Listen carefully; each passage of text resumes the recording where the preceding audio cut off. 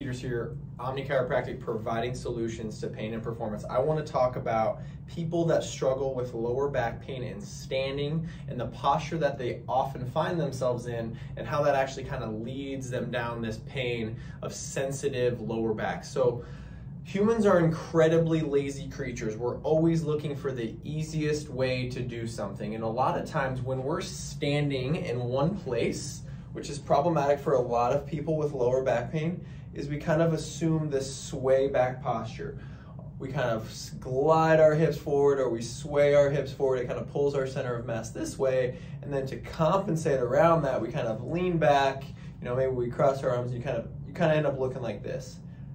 That posture is not inherently evil. It just sensitizes a lot of lower backs because in our attempt to decrease the energy it takes to stand in one place using our muscular system, we kind of ride back on those lumbar spine joints. We kind of put a little bit too much stress through those non-contractile ligaments, and we kind of just sit there for too long.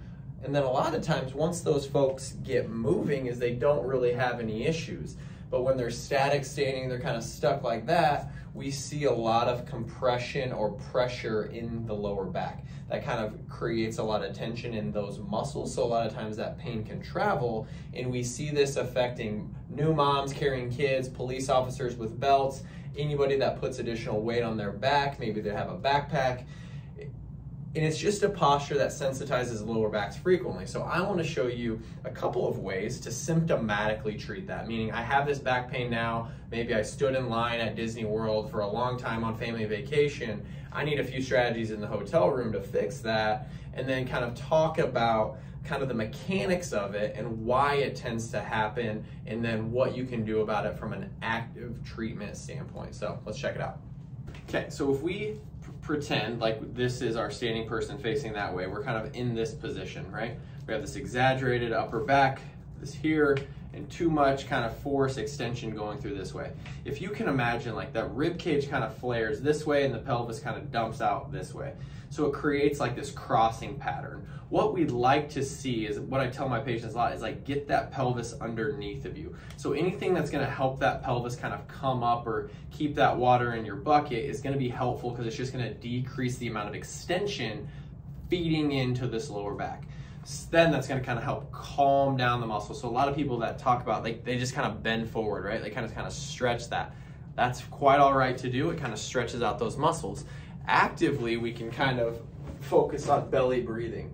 Okay, so if you lie flat on your back, a lot of times people that this sway back have troubles relaxing here. So you want to bring your legs up, which kind of helps you get your pelvis underneath of you, and it kind of allows that spine to kind of relax and sink in.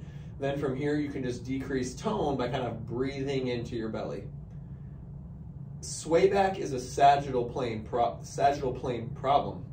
So if we get outside of that plane by kind of doing some frontal plane like windshield wipers or knees, a lot of times that kind of helps decrease tension in that spot. So first we kind of have belly breathing, then we kind of get outside the sagittal plane with kind of some windshield wipers while maintaining good kind of connection between your lower back and the surface that you're lying on, whether that's the ground, a bed, whatever. Then from there, we actually bring those legs up. So now we're kind of in this dead bug position. We kind of breathe into our belly, letting our belly button kind of go up towards the ceiling, letting our breath kind of fill up the sides here, and even kind of pushing into the back. This is a great way to symptomatically treat that. Then we can transition into this position, which we've talked about in other videos. This is kind of that extension compression strategy.